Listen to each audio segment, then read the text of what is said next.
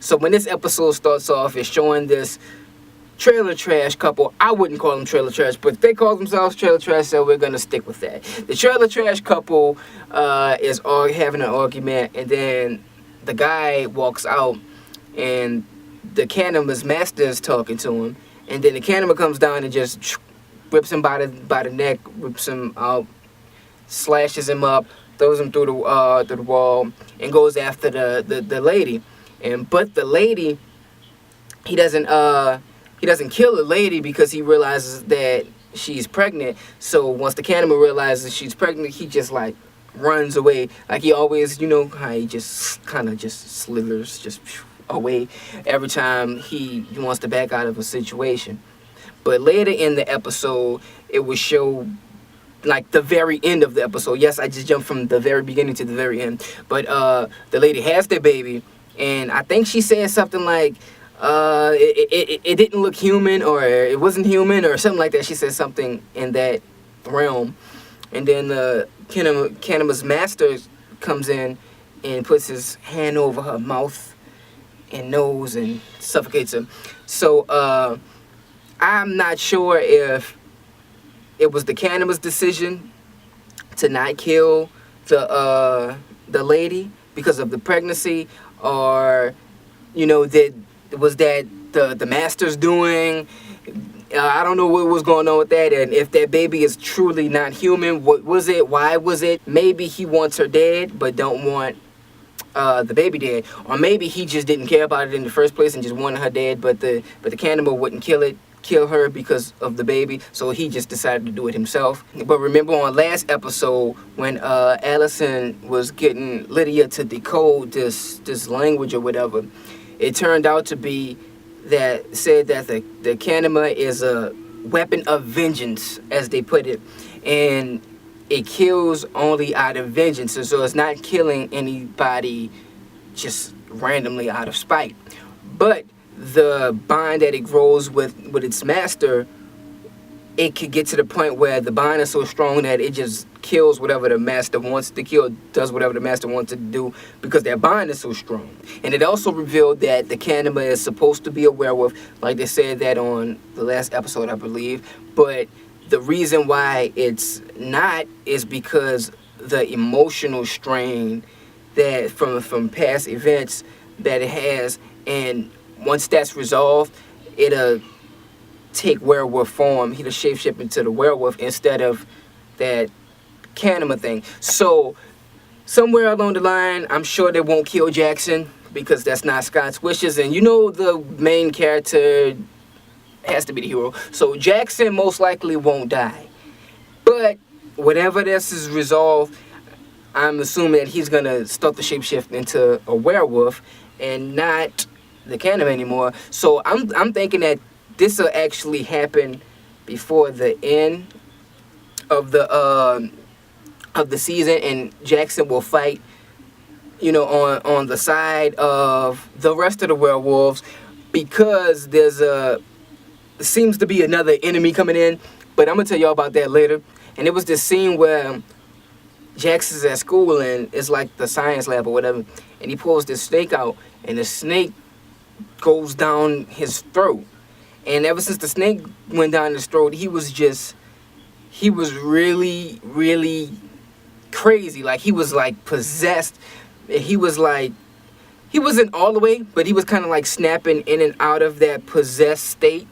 And then way later on, it ends up coming back out through his. And speaking of how he was acting strange, he was making these noises, and I believe that's the photographer guy comes out of the locker room with Jackson while he's making these noises, and asks Allison out to a date, and she agrees. I think she just agrees to get him to walk off so she can go in and see what's wrong with Jackson. Maybe not, but she goes in, and then Jackson's just he's crazed. Like I say, she's possessed almost, and he's just crazed. And he's talking to her like, "You're a bitch, and Scott's a bitch, and all of you motherfuckers are bitches." And so after that, he's threatening her. He's like cornering her. So Scott can hear the heartbeat, and he's like, Allison. You know how he gets, Allison. But then, so he goes in, and he fights with Jackson. Before he starts to fight with Jackson, Jackson snaps out of it, and he's like, oh, Allison, what are you doing in here? And he puts on his clothes, because he was naked at the time. He puts on his clothes, and he's like retreating because he snapped back into Jackson, and he wasn't a nut job anymore. But Scott comes in, and Scott's ready to rumble.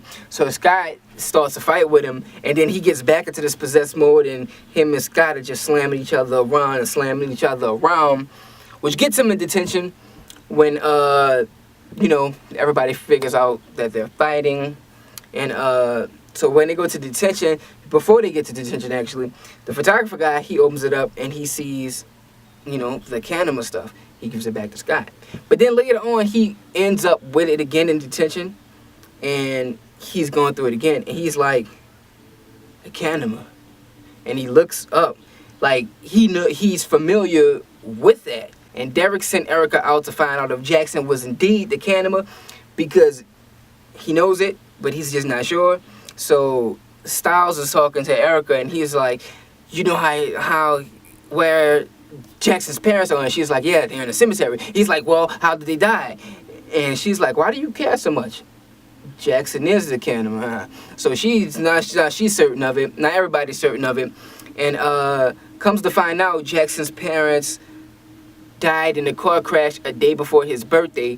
But then later on, they said that there was some speculation and all kinds of stuff, and it wasn't certain. And they actually think that his parents were murdered.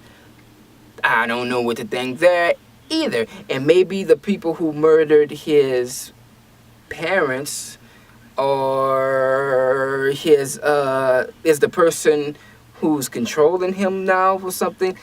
I don't know. Maybe I'm reaching. I'm probably reaching, so disregard that. But maybe. I don't know. But the teacher guy, he leaves detention and tells them to stay in detention. And he gets in the car, and it is indeed the car that had the bumper sticker that said imagination is whatever the hell it said, but it was the same car and bumper sticker that you seen when the Canema and the guy had that communication a couple episodes ago. And that was like a little bit before the lady got killed in a hospital after she gave birth. So maybe that's why he left early, so he can go do that. But after he left, Jackson winds up turning like half Canema, half Jackson, and he's just all possessed, and he's just all out of it. And he writes on the wall something like, stay away or I'll kill all of you, which adds more to the teacher being the Canema's master, because he doesn't want to kill his students.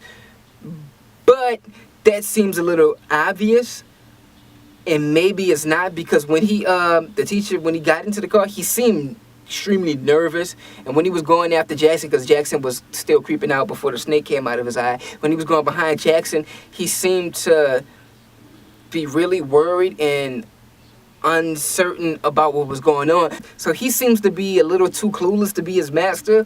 Or maybe that's, again, the curveball that they're throwing in, because it actually is him. But right before the end, Scott agrees to Derek to join his pack so they can take out Jackson. But he says it's going to be my rules.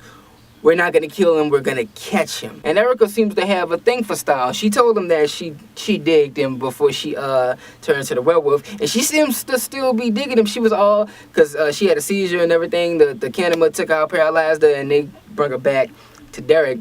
And she was all telling him, you make a great Batman and all this kind of stuff like that.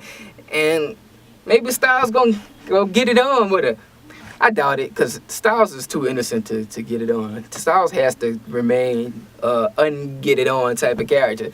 Oh, I don't know how I ended up forgetting about this part. This is like the most important part of the entire show. But I was talking so much that I forgot about it. But at Norn, Lydia goes off to this strange place, and she meets this random guy. You know, she has divisions and everything, right?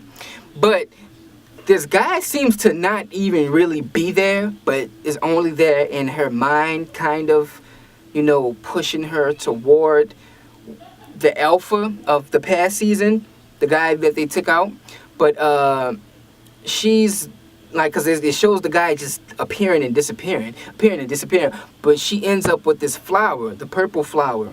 I forget what it's called, but she ends up with this purple flower, correct?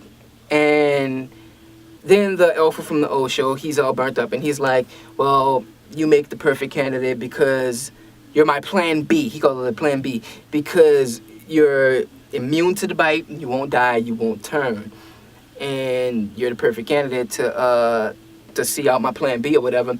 And then he disappears. He's like, ah! You get this crazy sound effect, and he disappears, and she has the purple flower in her hand, which is used to resurrect the werewolves.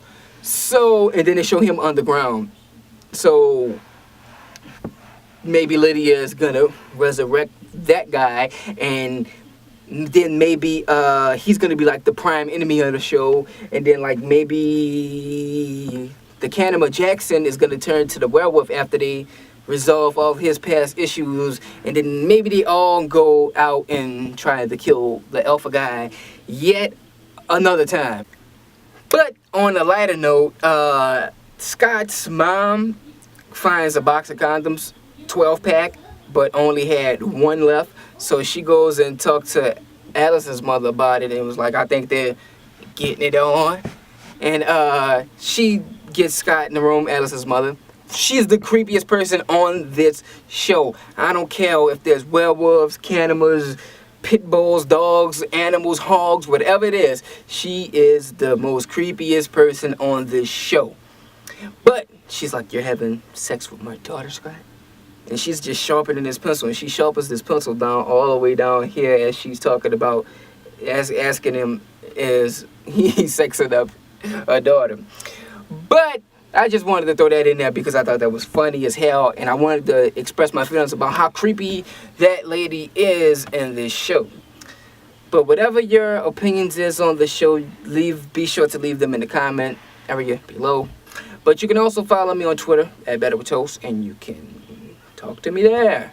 Or you can talk to me about another show that you like, because on the rest of the days, other than Wednesday when I do The Real World, I have nothing else to watch on TV. I don't like any of the rest of the shows. So maybe you can give me a suggestion, and maybe I can find something else that I enjoy, something else that's really cool to watch.